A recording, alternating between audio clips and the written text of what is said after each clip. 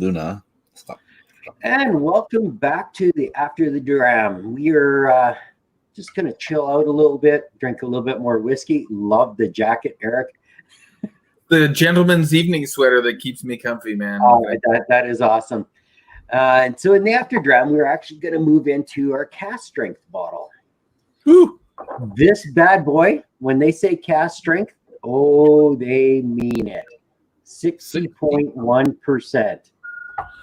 So she is full cask, also a bit on the age.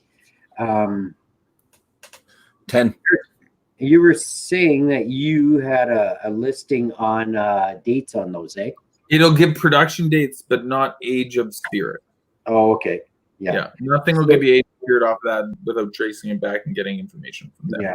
Well, didn't we come to the conclusion that these were 10-year-old cask strengths? Yeah. Or is that just kind of maybe a fable at one point? I always thought it was 10-year-old, so yeah. I'm not sure what this is it's L024P. So P is should be the production year. That's right. The production date 2010.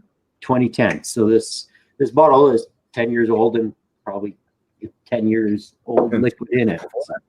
Perhaps it could be. I don't have an exact on that. I've heard that as well, but I don't. And also, like, it would be typical with the cask strength that it wouldn't be something that they would be consistently like choosing an age statement for. They'd be going for a flavor, like an expression or a flavor profile, right? Okay. Yeah. And that's part of the joy of the cask strength is that you can put stuff out that's an odd man out, like it's too mature to be in a 12, or it's not mature enough to be in a 12, etc.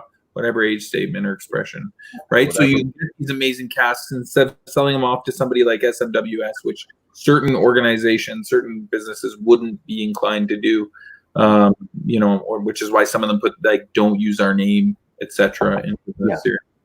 Yeah, undisclosed distillery. Yeah. Yeah.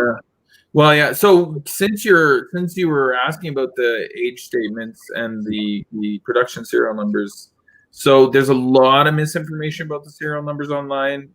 What I got from like enormous amount of combing, and I have sent off to Macallan to get some confirmations of this. It seems that the modern system of printing the labels on the inside, that system when they started it, etc., was 1998, and that was the A year. And there's certain letters missing from the alphabet. But the only system, I looked at everybody's system, and because people kind of bits and pieces of it. But when I did my research on it, and I probably put in like just a ton of, I used Excel and I used a bunch of algorithms and worked it all out. But the only one I could find is this consistent setup that I had in 1998 with the correct alphabet choices, which also makes sense to both confirm the dates on some of these as well as the date on the new one. Because that was where the defining point was. A lot of other people's systems, because it cycles back around. Yeah, it didn't jive then at that point. It didn't jive. So, because like a lot of their other systems were saying this was 2021. Well, this is L0059C. And for C, and that's the matching number, that C is the date code. So the only system that worked was a system that went 1998. And then there's certain letters that were cut out because of confusion capacity. And then and landed with this being brought to market, this being hit in the bottle in February of the 25th of February at 2:09, because its date code goes your lot number, your VAT, essentially, that's the lot number, and then the date code, and then the line it was pressed on. This is line 2, and then the day of the month, so day, month, and then the time of day. Timestamp, yeah. So that's how much they want to track that stuff down, right? Like they care a lot about making sure you get a bottle that fits the profile they intended. So that's a good thing. They're continuing that. There's people saying that they're going to remove that. That would be insane to me, but I don't like, because every company has trackables. I don't know. It'd be weird, but why would you move that? Because it makes no sense. I wish they printed the glass, but where it was a little easier to read, especially a full dark bottle like that. It's really hard to read when you pour a few drams out of it. Dark. Yeah, it is. Dark. It's like beauty. chocolate. Just so dark. Yeah. Yeah. And the last SMWS from Macallan was last year, and it was a 30-year-old that they sold for 2,100 pounds. Yeah. And it's 24.139. So 24 is Macallan code, 139. So it's the 139th barrel that they've ever bought or put into production. Gotcha. And yeah, For 2,100 pounds, guys, for a 30-year-old. So people like their Macallan. They're going to pay for it. Oh, yes, people pay for that. So I'm a teacher, and I'm not paying Is this that. a teachable moment, Dolph? Tell us something. Give us a teachable moment. Well, I did that in the last one. Clarifying questions, as I would call them, as I asked. Every time something comes up that I don't think everyone knows. It's a good way to Tell do us it. about that, Eric. Yeah. Tell us what Dolph, we were chatting a little bit, and you guys were just displaying your beautiful bottles, and I'm of course jealous that I've got this scoring, just behind my desk. But I was chatting a little bit with Ken, and for those out there in the whiskey sphere who join us in this after dram, we can be a little more casual. I will be setting up. Long story short, I will be setting up a site to do some more fun stuff with later on this summer, or really later on next month. And so at some point, I will certainly join you guys from there, and we'll do something fun. I'm sure I'll come up with some bottles we can crack just for that occasion. So always fun. Something fun. Yeah. You know what? When you have a collection, and we do, we collect them. We have those that are open and not open. It's fun to actually open it for a reason. Yeah. You know what? You look for it, and for me, it's you invite a friend over, and you say, I've got 3 bottles probably that I think I want to hold on to for a very long time. Beyond those 3, you've got 370 whatever bottles to pick from. Choose some. I'll open it up. And it's a nice feeling, actually, because you're just sharing stuff with people. So that's I just like that. Yeah, it's what whiskey's really all about, I think, right? I'm trying not to open new bottles because I have about 125 open right now. This is a real thing too, though. Like, And it is the real thing, right? Crush some of these first, you know.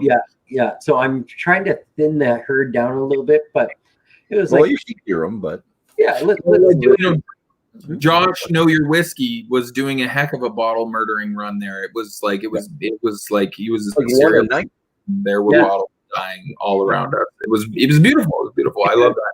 Yeah. So, but he was another guy. I met him for the first time, and Whiskey Throttle Daniel, introduced us. And I went up there, and I saw him for the first time. I saw him online a couple times. He's got tons of followers, so I saw him back and forth a little bit. And I was doing a pension consultation for teachers, where I do a presentation, and their brewery in Fort Mac closed down. And it was called Wood Buffalo. There we go. It closed down, and I was saying, Daniel, I have no idea what I'm going to do. I'm in a hotel room that night. He says, talk to Josh. I said, I don't know, Josh. Daniel phones up Josh or texts him and says, show Dolph a good time. Yeah. I get to Grand Prairie. I'm hesitant, but I text him anyways because I've never met him. I don't know if he's going to be open to this or I'm pressuring him. Invites me over. I bring a bottle that he hasn't had before. He gives me several that I hadn't had in his living room. So the picture you see with the barrel and the stuff, that's his dining room. You go up and that's his dining room, right? Yeah. And then we get along, and then he brings me downstairs, says, pick anything you want. We'll open anything. And so, wow. So it's just a feeling you get from people that want to share something. And I wanted to duplicate that feeling for other people. So since that time, I've done the same thing, because before I met Josh, I would tell people same thing. I've got these ones that are open, and I'd rather not open anything else right now. But still, I'm still probably on 60 or 70 open. So I'm not that far. I'm okay. I'm happy to open more. But I love that feeling that I got when he actually just said, you know what, we're having a great time. I enjoy your company. I'm happy to share something with you. So that was a great feeling that I want to replicate with other people. And I have enough behind me that I can do stuff. And I was doing that today with a guy from school. So he came over after school. And it's like, what do you want? So I cracked open my Koryak, which isn't too bad because I have 2 bottles. So one open, the one's not. I have And no Koryak and that. Yeah. have some of mine if you want. It's good. So it was the Cask Strength, and the Glenfarclas 25 from Kingston Wine Market. That's a Cask Strength one too. So that's super good. I haven't had a chance to crack one of those, but I would imagine that it's going to be Kensington. I mean, you know, everything they do is really good. Yeah, I just wish they were $1 for sure. But this Cask Strength is very impressive. I like it a lot. Yeah, this is.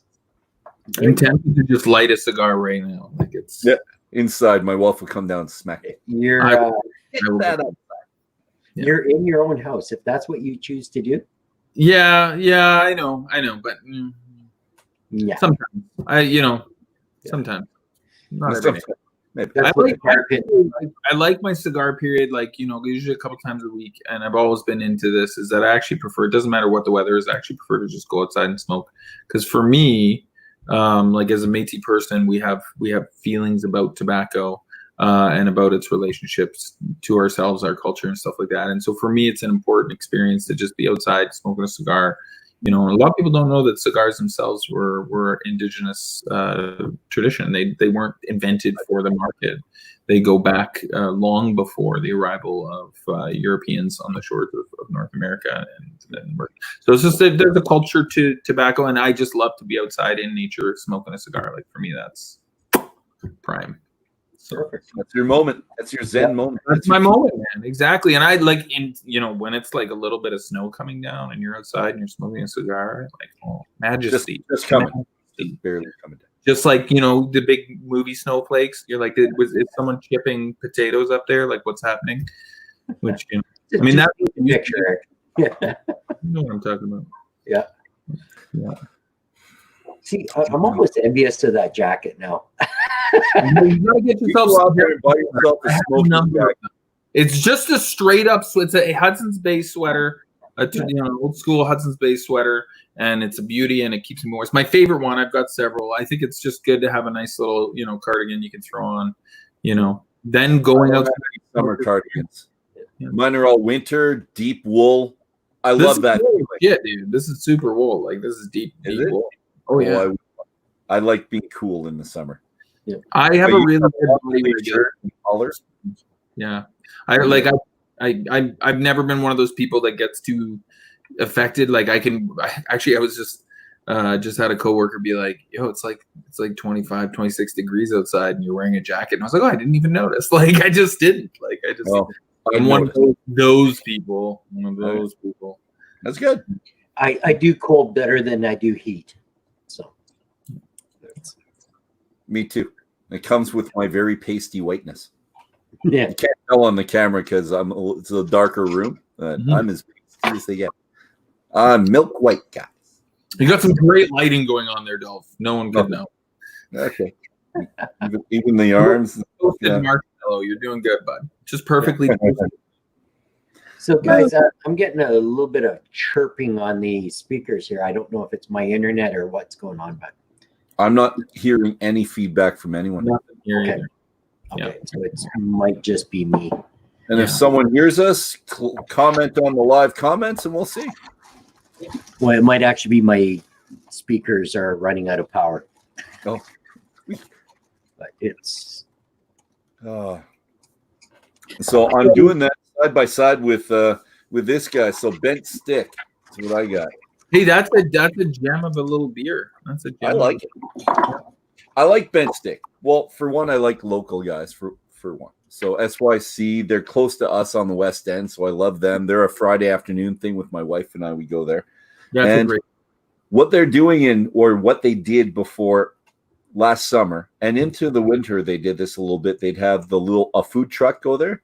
So you'd go in and a food truck outside. So you go outside, come back in. It was a nice feeling. So a small place run by, I think it's two younger guys, but I talked to the 2 dads that were helping them and keeping the place open on weekends with them. So it's kind of cool. Yeah.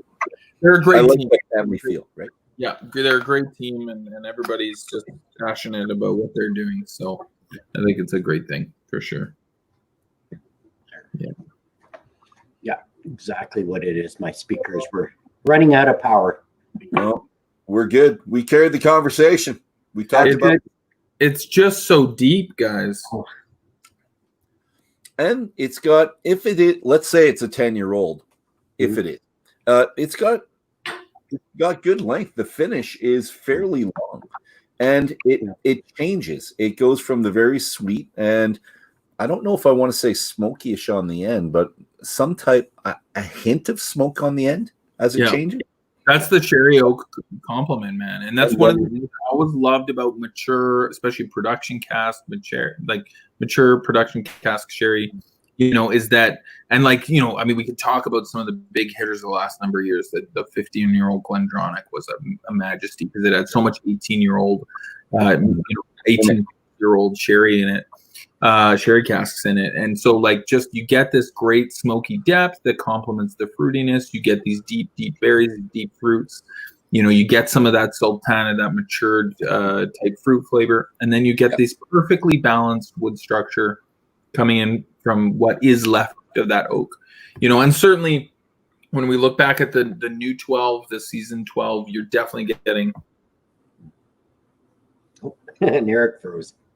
No. Yeah. What were we calling that before? The dramatic pause.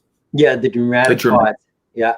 Do our faces remain? I was like, do I have to be still? I don't know. But yeah, I don't know, guys. I don't know.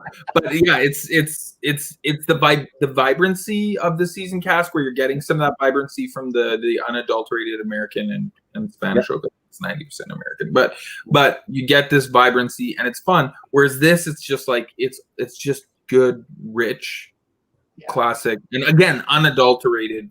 I mean, Ken, we were talking the other day about how much of an impact and how much of a perception you can have of a spirit between it being, watered down to the 40-ish range and being left at cask strength. And there's just some things that are always going to be awesome at cask strength, right? So, yeah, because the thing is, being at 60.1%, I thought this was going to be really, really hot. It is not. Yeah, I was fully expecting to have to add water to this again. Yeah. Some come through. Still have some of the previous 12, the older 12. I'm going back. I was going up against it too. I topped my glass up. Yeah. Well, you should. You live the dream with that bottle. I'm down to like the last ounce in mine, so. You live the dream, my friend, with that bottle for sure. There's lots to share, Eric. Yeah, you're a gentleman, good sir. Thank you for sponsoring the cask strength and opening it up for us tonight. I think that was a great move. And I mean, I would have been like, here you go. I got 20 mils each, guys. This is what we're doing. And it's actually my fault because like 3 weeks ago, I definitely had like so much more. But I just like, I need to crush a Macallan. Yeah. So, I was like the 12, because I mean, I've got 18, I got 25 hiding away. And I was like, I'm not opening those. I'm going to keep them for different occasions or potentially sell them. I have no idea what I'm going to do with them. But I'm sure if I sold one of them, I could buy like a brand new motorbike right now. Like I'm pretty sure, like I was looking at the numbers. I was like, if this 25 departed. Has it actually gone that high? If you sell it on your own in the right market right now, you could be a good portion of the way to a very, very nice international traveling vacation or any number of other fantastic. I'm pretty sure you could buy like a cheap RV for the price of the 25-year-old right now. Nice. Yeah. The old 25, of course. Yeah. Gee, I wonder what I could have sold my old 12 for. Yeah, I like whatever, and that's why I crushed my 12. And I spent it on you guys. I was like, yeah, exactly. I'd rather spend it on you guys. And, and it was the same thing with this. A buddy of mine had a special occasion, and I was like, let's crack some of this 12-year-old and just live the dream. And that's what whiskey is about. And for years, I've told that to people, like, there's so many things that you could put away. And if you're the kind of person who has the money to buy two, put one away. Cool. Do it. I encourage it. And I know, like, certainly I've played that game. But whiskey is for drinking. And every distiller I've ever met that I've talked about these things with, they always say the same thing, man. They say, drink it. We want you to drink it. Mm-hmm. We don't want you to collect it and then sell it and whatever. We want you to drink it. That's what they live for, right? So So I've been trying certain bottles.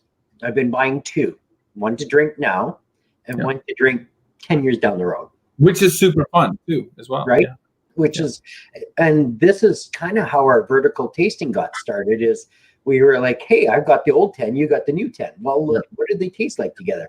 And, and off to the races, Dolphin me, you know, episode number 6. Here we are. Right. This was my second 12-year-old that I had. It might have been third, actually. Because I like, once Jay told me that, I was like, well, I'm going on a Macallan buying spree. Oh, yeah. So I did. I went on a very luxurious Macallan buying spree. It felt really good. I'm not gonna lie. It felt great. And there was a bunch of like weird sales happening over that period of like a year and a half on either side of that, where companies were just like dumping stock.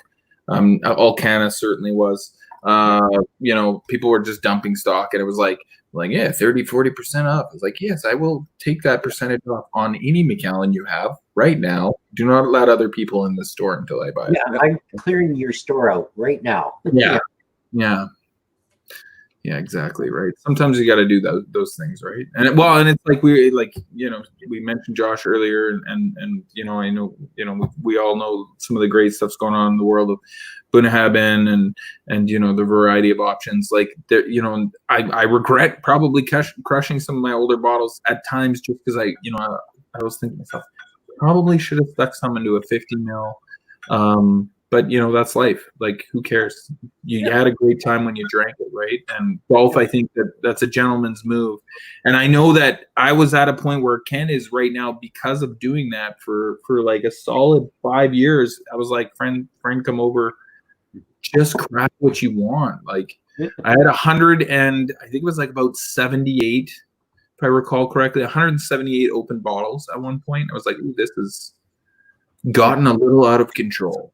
Yep. So that's just it. It's you're worrying about oxidization and stuff. Yeah, and then you're gassing stuff all the time, and it's That being said, I mean, nitrogen for me is cheap. I mean, I use it for works. I have large canisters of it, and I don't really care how much I use. But you know, you were like, God, are you going to, you know, is this going to wreck it or is it going to make better? In some cases, I'm glad that I've had, because Cheryl and me would go to a tasting, and we buy a couple bottles, and you come home, you open the bottle, you have a dram out of it, it go on the shelf. Well, you know, you're at 5 or 6 tastings a week for a while there, because, you know, Christmas time especially, you can go to one every night of the week.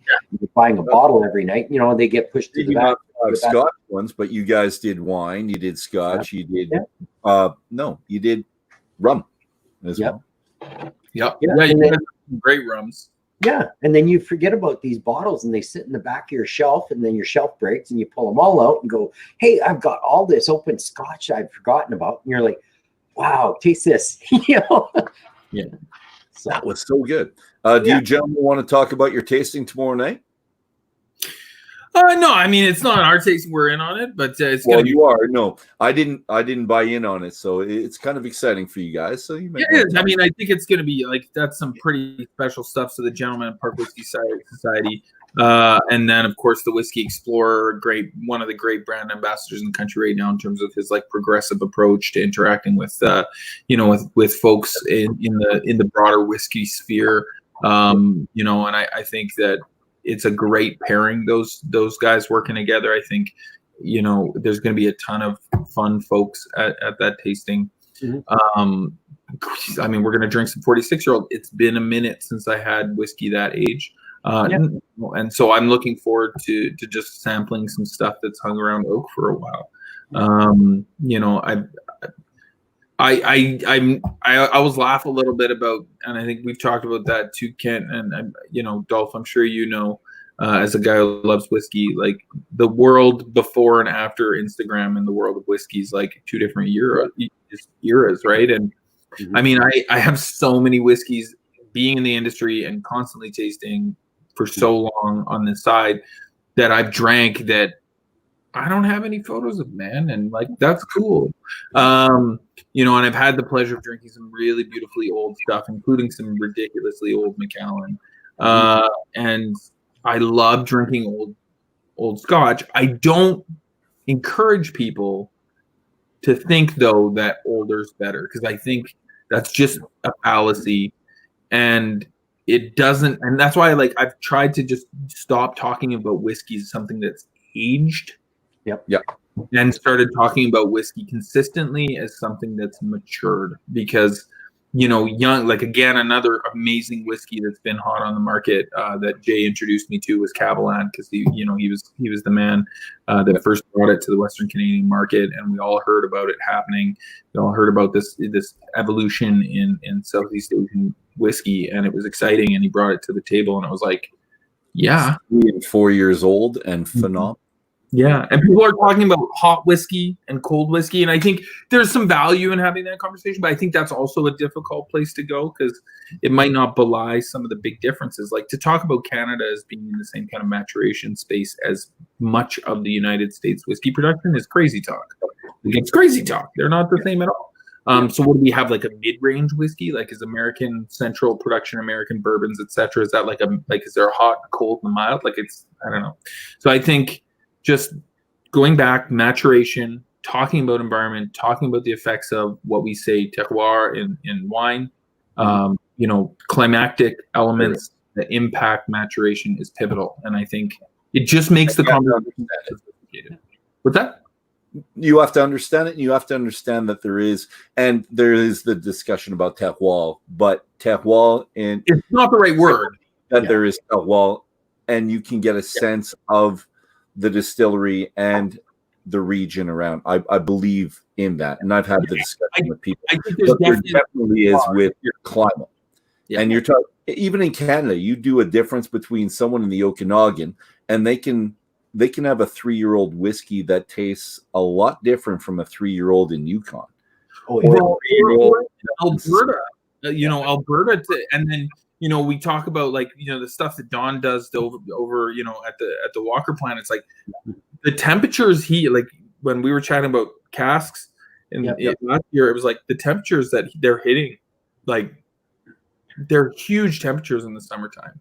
Yeah. Right. Well, so you think about it where JP Weiser is. They're, basically you run a line across. They're in Northern California. That's right. Yeah. The kind of humidity, right? Like massive humidity, super, super, like, high temperatures in terms of whiskey maturation, very high temperature. So, like, definitely not the same beast as a lot of other places in Canada. I think it's one of the things that makes his ability to play with his casks and to do the stuff that he's doing with his, sort of a micro craft approach with the other lines outside of their big brand lines. I think it makes it so fun because he's got this really intense environment that he can, like, drive whiskey into wood. And he's such an intelligent guy in terms of the way he scapes and scopes and shapes whiskey. Like, he sees whiskey in a really unique way, and it does really fun stuff. But that's a different beast than the Yukon, like you're talking about, or Vancouver Island versus the mainland. Like, there's climactic differences that are powerful. So throw away the age. No more like, I'm gonna only drink scotch that can vote or whatever business. Dr. Don to me is kind of the mad scientist of the whiskey world. He's just so crazy into it. It's like, here's the chemical, and he does his tiddlywinks figurines of the chemical molecule. Who does that in the world? But Dr. Don does. I love it. I just love geeking out with him. He is just uber smart. But I agree. Going back to aged whiskeys and stuff like that. Quite early on, when Cheryl and me first got together, and we were big fans of a couple brands, and we were like, what else is out there? What is all this other stuff on these whiskey walls that we didn't know about? So we started doing tastings, and tastings back then were $5 or $10. They were just trying to get their name out there and sell whiskeys and stuff like that. So we went to Wine and Beyond, and the certain purchasing agent for them was doing the tasting and stuff like that. And we got talking to him afterwards and had a lot of fun with him. He says, well, I got a couple of samples I was about to taste. So we tasted them. And one was okay, but I really distinctly remember he said, this one's a 1946, and I can't remember what it was, but it was a brand at the time I didn't know about. And it was probably the first whiskey I ever wanted to spit out. It was just, again, a lot of juniper in it, and I can't stand gin. I don't like juniper. I'm not a fan at all. And it was like, yeah, I might as well drink a gin. This is not a scotch. This is more a gin than it is. Like scotch. it just had so much herbaceous elements coming through that it made you uncomfortable. Completely, yeah. I just didn't care for it. But that was at 46, and then roll back about 3 years ago when the Glenfarclas tasting, last one, they came through. They did their whole tasting through their 40, 50-year-old, right? And for me, the Glenfarclas 15 is my favorite. It's a gem. Yeah. It's still got that young, in-your-face wood. Is it's still vibrant, but it's matured enough that it's mellowed a little bit. I didn't like their 40 and 50-year-old that they had.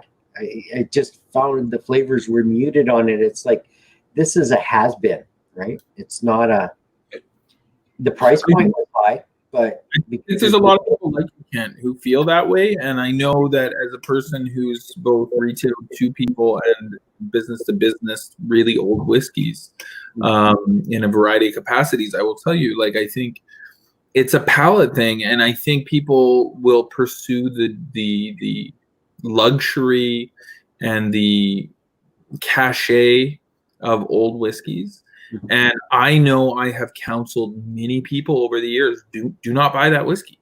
Mm-hmm. From what you're drinking, don't buy that whiskey. It's not going to be what you're going to enjoy. Or I'll counsel people to spend the money to where I think it's going to fit their palate. Yeah. But usually if someone's buying like a $300+ $700,000, $2,000, I mean, for many years I worked with whiskey starting in that $300+ and older range. It's like, and more pricey range. It's like, man, like, you will have sold them stuff. You know what their palate is doing. You know what they like, what they don't like, and there's certainly old whiskeys are not for everybody. And like, the last thing I would want is for somebody to buy a 30-year-old whiskey and take it home and crack it and be disappointed, or worse, hate it. Because you just spent bring it to a special occasion. It's my daughter's wedding. I'm cracking open this bottle, and it's like, this is garbage. It may not be garbage. It just may not be for their palate, right? Yeah. Like, people have such different palates, and I've had whiskeys that I know I've poured for people, who like something that's 25 or 18 years old, 21 years old, and then I've poured, something that's 30, 35 years old, and it's like they're horrified. It's too oaky. There's a bunch of leather tones or smoke tones. Yeah. A lot of the fruity esters have passed away or transformed into deeper notes, and it's not what they want, right? And get the thing that's good. Don't try and go out there and buy that whiskey that's like, it's my dad's birthday, I'm going to buy him in 1979. Well, good luck. And also, why? But, or you could just get something that makes sense for his palate, right? Get him an Armagnac or a port. Armagnac is something as it ages, or port as it ages. It just gets better. Armagnac is magic that way. Like, I really like Armagnac, and it's really undervalued, I think. Yeah. It's super undervalued because it's often better than cognacs that could be offered in the same price range. And it's the founding location of that style of brandy. And I'm a huge, Armagnac and cognac is what brought me into the world of spirits. Oh. That was what got me into it, right? So, I definitely am on the same page with you, Dolph. There's tons of value to be had with that. And I know, Kent, you enjoy, because I was poking around with some of your cognac-y, Armagnac type options. And, I think there's just a ton of fun to be had with Age Eau de Vie that becomes this beautiful brandy of a particular region, right? So, well, even for my 50th birthday, because the Taylor Flagate had 1968 was a good year for them. So they had their limited release for that year. And I poured everybody a 1 ounce shot of Taylor Flagate that year. It was cool. Absolutely amazing. Right. Yeah. Yeah. I've never hesitated to sell somebody an old Armagnac. Like, you will, that's just a good decision. Just take it home. Yeah. But with whiskey, with barley spirit, it's not for everybody, because the fruity esters do pass away, Yeah. you know, in a very, because they're not the core element of that spirit, right? Whereas with, you know, a grape spirit, I mean, it's the core element of that spirit. There's so much fruity esters in it that can Or if they think they're getting peat and the peat subsides so much over time. Yeah, so peat, you love for sure. peat and you got a 25-year-old Lafroig, and it's like it's not peaty anymore. It's like, Yeah. And people have really gone wild with peat. Like I've had some crazy peats, but also at some point people have some people who just have concentrated so much on peat, and then you pour them something that's got actually like a balance of peat to the rest of the palate. They can't see it anymore. They're just so burnt on just such high volumes of peat that it's like, oh no, this is actually like what peat. This is like, it's like any movement, right? It's the sherry bomb thing. Like, where it was like, no, actually, I'm just drinking high percentage sherry at this point. Like, it's no longer whiskey. It's the same thing with like, I mean, I love it. I do. I love the extremes. I'm not one of those people whose palate rests somewhere, but you're talking like a nice balance. And a cheap whiskey that I enjoyed. And it was cheap. I enjoyed it. I quite enjoyed that. I would pass that over to a friend coming over that night, and they wouldn't think of it as a bottom shelf whiskey. Plus, I wouldn't tell them until afterwards, anyways. Yeah. well, Never. I picked that up on sale for like $35. Yeah, that's what I was going to say. $35 for that one, and the other one. You got the non-smoked. Mm-hmm. I think is it a clear bottle? I think I have that too. Yeah, it's white label. There we go. And we got that through Whiskey Drop. Graham, if you're ever watching us, hopefully you'll see buddy, that. Well, here, we'll give them a little shout out. Cheers to them and their fantastic endeavors. I think it's great. They do a good. Well, once their new store opens again, it just looks gorgeous, man. it is amazing. Yeah, I'm actually lucky enough to go and help them out and do a little bit of work there, and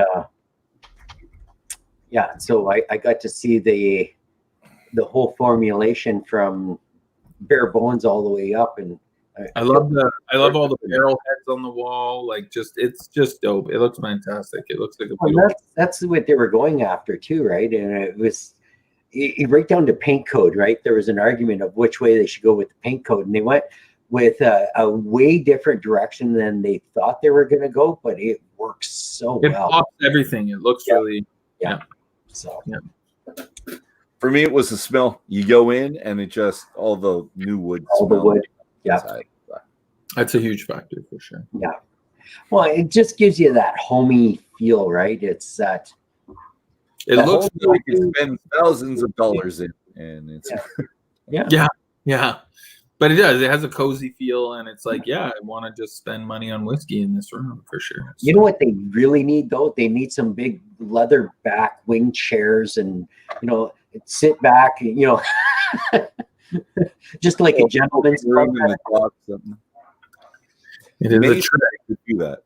Have a smoking room in the back, so you actually. Oh no, that'd be against the law. But AGLP doesn't like that kind of business. The pleasure of going to somewhere like Kentucky is that you're right in the heart of it, and there's some really cool spots down there where you can like drink buy your whiskey and like smoke cigars and just hang out. And we're lucky to have Q now these days here. That was a great endeavor over on Enoch land, where you can actually enjoy a cigar inside and drink some stuff. So, but they need better whiskey.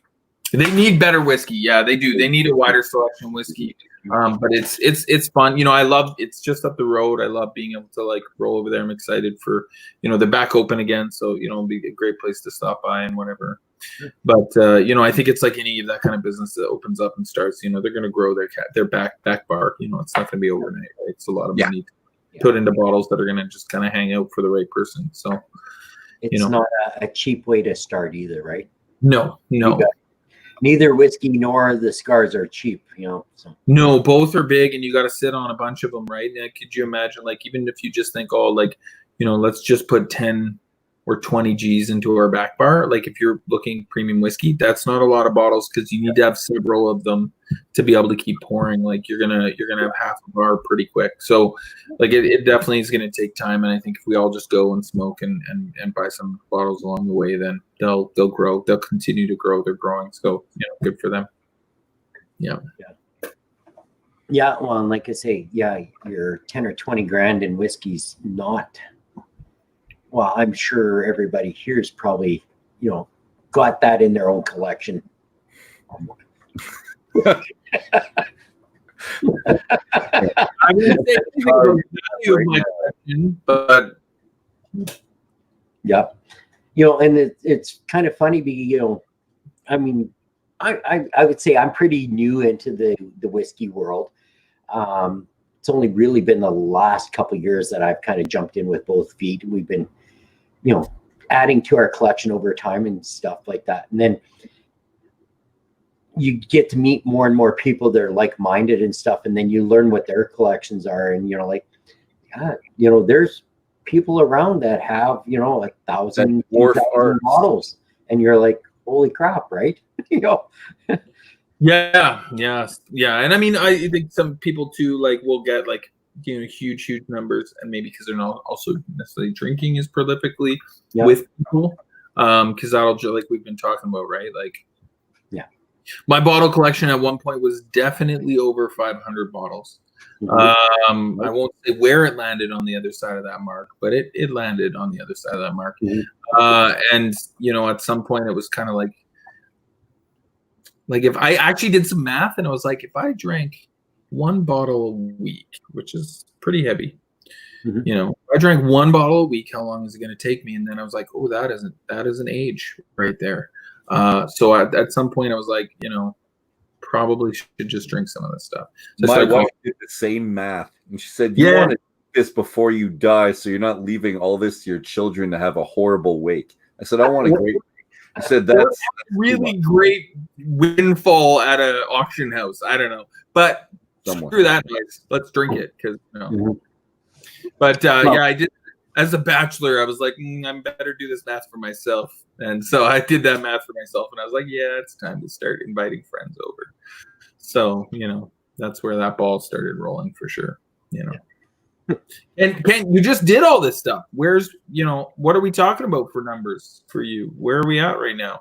Being open included, you got a chunk going there for sure. Yeah, about 228. About give or take one. About 230. I just bought a few bottles. 27 bottles. Round up. Yeah, So yeah. Cool, so approximately half my collection is open right now, and I call it a collection for lack of better terms for it. And I don't know how I got here. It just happened, right? Yeah. I know how you got there. Yeah.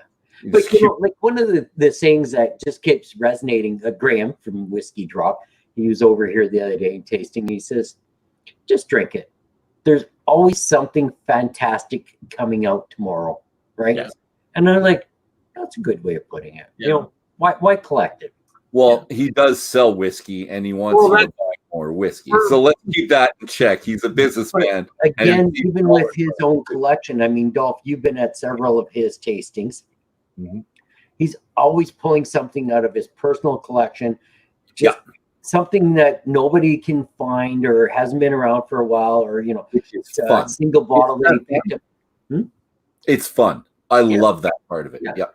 And he's always sharing. Well, him and Dave, they're always just sharing stuff they came over to a fire. We had a cigar and scotch get together, and Dave brings over a 50-year-old Evan Gardens. Like, how long?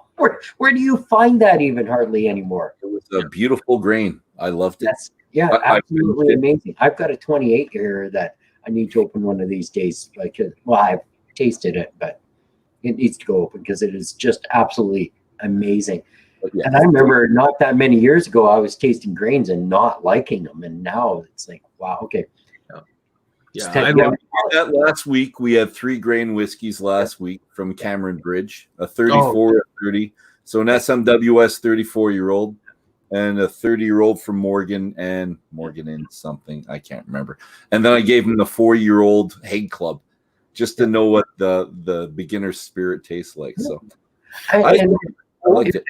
Man, there's tons of fun, and there's still such good value. I like that you can just get enormous value out of buying, old single grain, and there's still dead distilleries that are on shelves that you can get your hands on. I know, like when I worked with Rare Drams, that was the one thing that me and the folks behind Rare Drams kind of sat down and said, yeah, we're on the exact same page about these old, these kind of wonderful old single grains, because nice. Old 65 Inver, Cambis. That's what James brought over.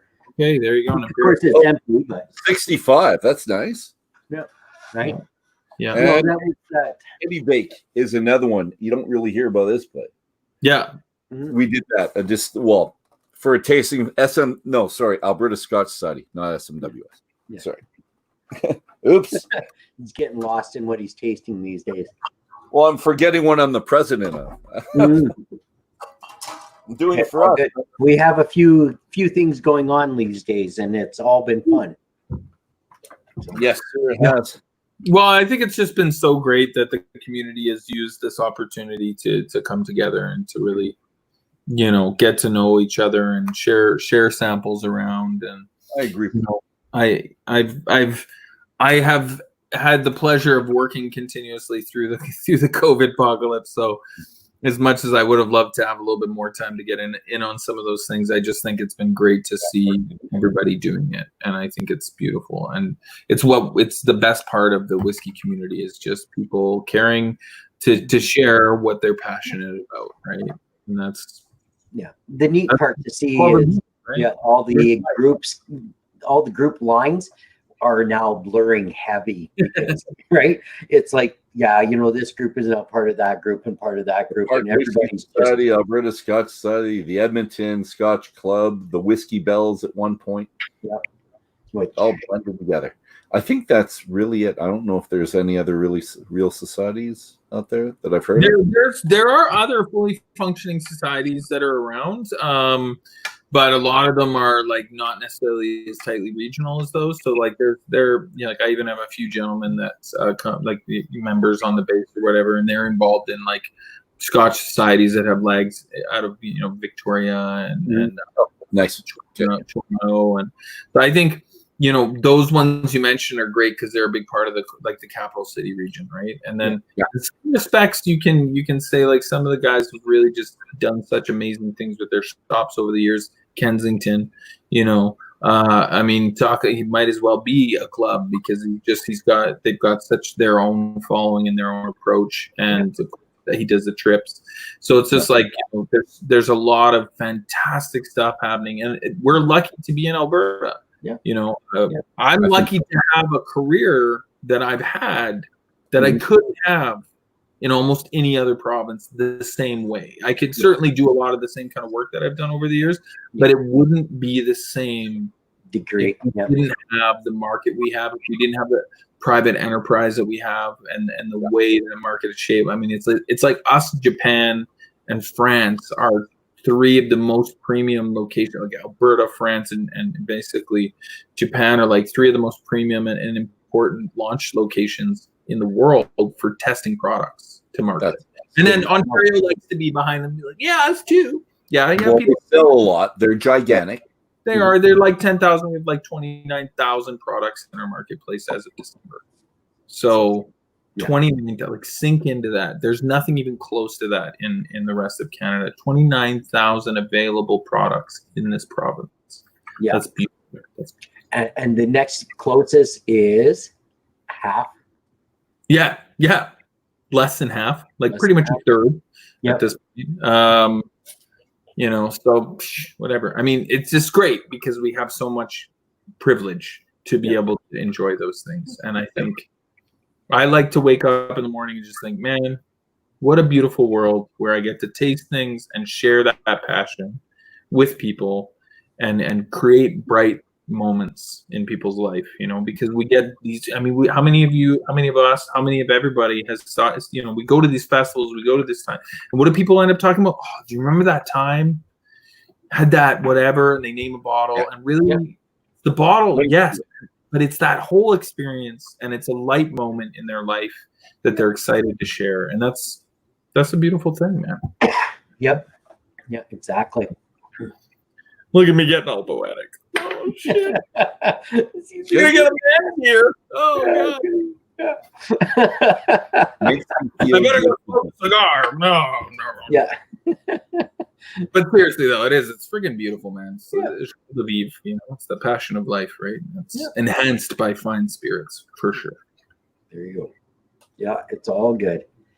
I was kind of hoping a couple of our Wednesday night regulars were going to show up tonight, but well, they don't know we're on this venue anymore because we were on Instagram forever. So I posted to Instagram, I posted to the Facebook, I posted, but it's all good. Yeah, they'll come over. It just needs time. Yep. And if you want it to be just you and I, we got to do it this way. Yeah. Well, I always love talking to Eric. So, and we had to switch venues to get 3 on. And I'm thinking I'm kind of liking this venue, and I might just keep it here, and hope and grow. Instagram might not happen. Well, I think it's great to just bounce things over. Like you can stick the video into your stories, and I can send you an app to cut it up to the lengths that meet the stories. Because there's apps, right? You can just drop the video into your phone and auto cut it, and then just drop it into your stories. You would have me much better if you said if I could drop it into my computer and not my phone. Yeah, well, the apps I know are going to be on the phone, but I'm sure they're I'm sure they're on the computer too. You know. I'm trying to hack Instagram for the PC so I can record Instagram on my PC. And I found a couple that said they do it. They just don't do it well. Yeah. So. Yeah, I think it's just people bounce around between their hardware platforms so much these days that they're so interconnected. Like I know, like I'm constantly, when I'm doing stuff, for work or whatever, it's like, I'm on my hard drive, I'm on my laptop, I'm on my cloud, I'm on my phone, back and forth, like moving product, moving, something that I'm preparing here and there, and it's like whatever, right? So I think that's part of it. So then it just kind of becomes like people are dedicated to building software for certain things, and that's just kind of what the market. Yeah, I grew up in a PC world. It's what I'm comfortable with. I do a lot on my phone, but I find it so limiting still. As much as it's got more than enough power, it just isn't quite there for. I find the apps are limiting. Yeah, they're target driven, right? Like there's particular things that they're really good at doing. Yeah. So, but the fun thing, like, and I've heard people kind of say this and that, like the fun thing about Instagram is that as much as it's got limits to it, the limits themselves they work in such a way that it actually works really well as just like a community space. And the liquor industry around the world realized the power of being engaged in that space because it does something that Facebook doesn't. It does something that other platforms don't do. It really does a great job of creating community and purveying flavors by virtue of images that otherwise wouldn't sort of happen. And I think, from a independent business standpoint, like just being on there as part of my business presence without really, I'm not out there to become an influencer. I'm not out there to like drive that part of my market. I don't worry too much about it. And I certainly don't share the endeavors that I do largely, but it's fun to just kind of reach out, toss some stuff, something I'm excited about in that moment, whatever. Or if I go fishing, it's nice to kind of just let you guys know, hey, this is where I'm going to drink whiskey this weekend. And it's nice, like, Kent, like, you want to go fishing, bud? We'll go fishing. Like, it's great. Those are the things that are great about it. Like, you'll have to teach me how to fill it again. Oh, buddy, I will show you. the way no bones. It has seriously been 20 years. We will short fry like kings. That's what I do, and we will certainly do that for sure. I'll probably even throw some Bannock down and stuff, Oh, man. no, oh my God. Okay, now you got me. Oh, Well, like, and who knows what, maybe there'll be like a drying rack. Like, who knows what'll happen, right? Like, it could really just tumble completely out of control to full woodsman. But but like that's the fun of it, right? Like, with that, hey, I said, "Oh, what's been mowed? Go full woodsman mode." Yeah, exactly. You gotta go full woodsman.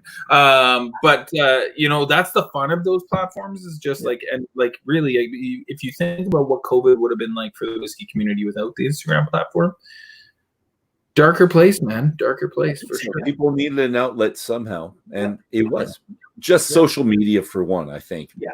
Everyone did that, and guys that were involved with 3 hours of sports a night were doing 3 hours of something else now. Yeah, that's right. Yeah, it was still filled with something else. It wasn't more time at home and spending reading with the kids, maybe a little bit, but I think it all went to social media. Yeah. Eric, are you in Banff this year? Do you think the Banff whiskey? I'll be there. 100%. I'll be there. I wasn't intending to teach a class this year because me and Andrew had some other plans. There's still some maybe nailing down. We're not quite sure. Also, because there's just been so much, and we had a plan basically kind of to do. Well, I guess I could say a little bit of it, but the plan was essentially we were going to do an amp up event, and it was going to be in the weeks before, and it was going to be like we were intending to I put it together. Andrew's going to do it with me. We're going to target a particular set of people, which we never released, and I won't say who was on that list. I wouldn't say whether you guys are in it or not. You probably were, but I wouldn't say who. But we were going to do a gathering. I was going to bring a bunch of specialty meats and then pair them with Canadian spirits that were being hand chosen. Some of those casks, most of those casks were chosen, selected, and are bottled and away. But we may not do it because the timelines set up, all that kind of stuff.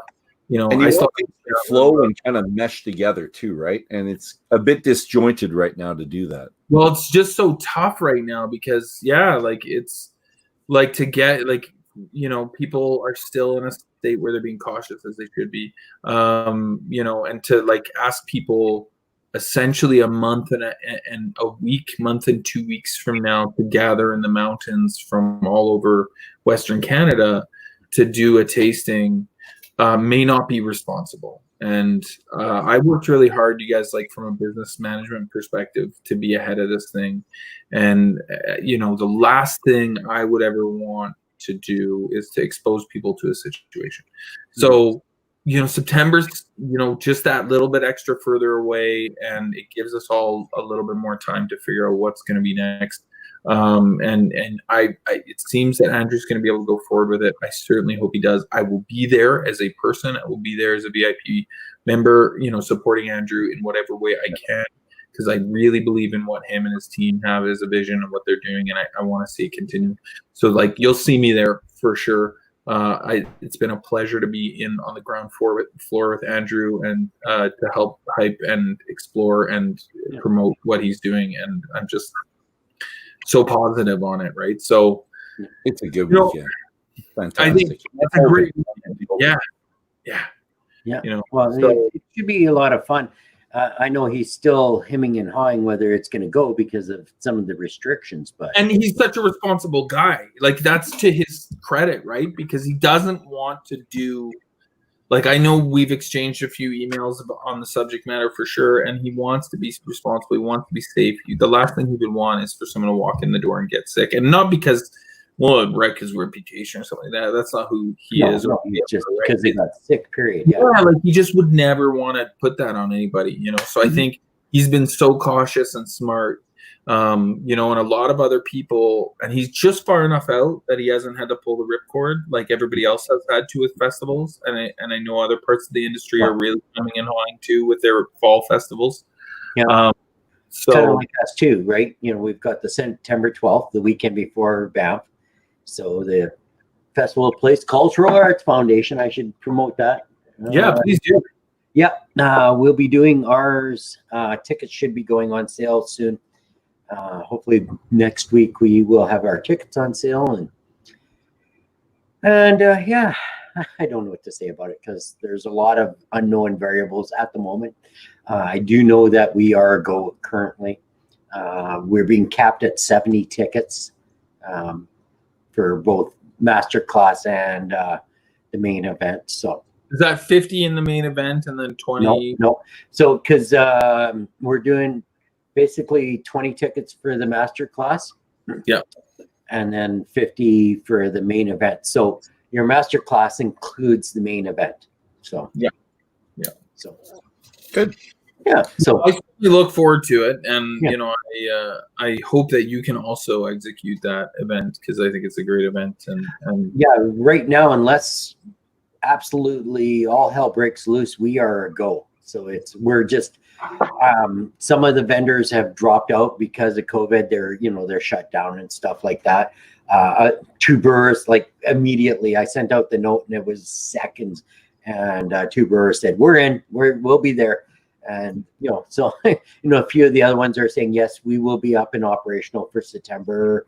A couple of them says we're not operational. If that changes, we'll let you know. So well, you guys, I'm like inside world of the reps, like I'm telling you, man, it was brutal.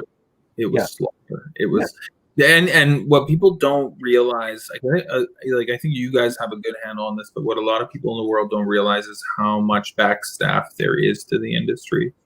Mm-hmm. So we're talking about hundreds of agencies, each one of them with a minimum of 1 to 3 reps, minimum of 1 to 3 reps in Alberta.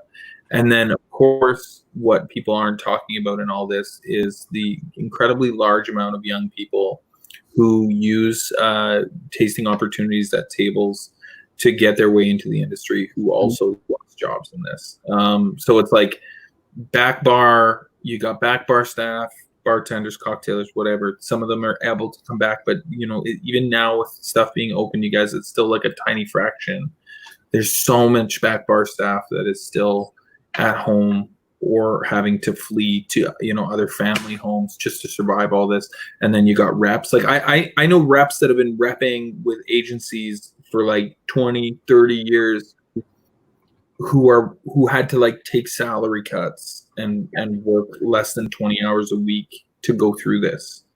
Like, wow. And they're home owning, hard working, career established people who worked for years to get to that point, and now they're like having to survive on a salary that like a 25-year-old would have.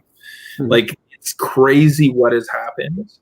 And it's great to see some of the cool stuff that say happen in Edmonton, Calgary, Vancouver, with some of the independent agencies and sort of organizations that have come up with the hospitality industry to gather people together to get some sort of representation. Because this is largely an industry that's so tightly knit in terms of people, but professionally, their representation in the industry is like basically non-existent, right? And so these independent hospitality agencies have popped up, like Chris has done, with the group of people he's working with in Edmonton, really powerful stuff. And I think it's crazy, and we just have to do everything we can to support them. So if we can go through with your festival and you can create that opportunity, awesome. I think a lot of people because it's a lot of like regional managers that are answering that call right now, and they're like, to say anything. They don't want to. Like, could you imagine if like Diageo got like 30 people sick with COVID? Like, could you imagine what would happen to the world? It would be huge. That would be across the world. That would be splashed across the pages of every every industry magazine and a lot of big newspapers. So it's like, and that's one of the things with our festival we are looking at is how do we manage this? How do we put 50 people through an area and not affect everybody? But especially when we see what's happened over the last week. In Edmonton, Calgary, Vancouver. One's closing down. So, but anyways, I think that's a continuation of topic for another day. Certainly. And we will wrap this up and thank everybody for joining us. And we will. It was a pleasure to spend the evening with you, gents, as always. You guys are fantastic folks. And stick around for a minute or two. And everybody else, thank you for joining us. And we will talk to you next Wednesday. And I'm pretty sure we're probably going to stay on this format. So now that you found us, you know where to find us. That's it. Have a good night. Good night. See you guys.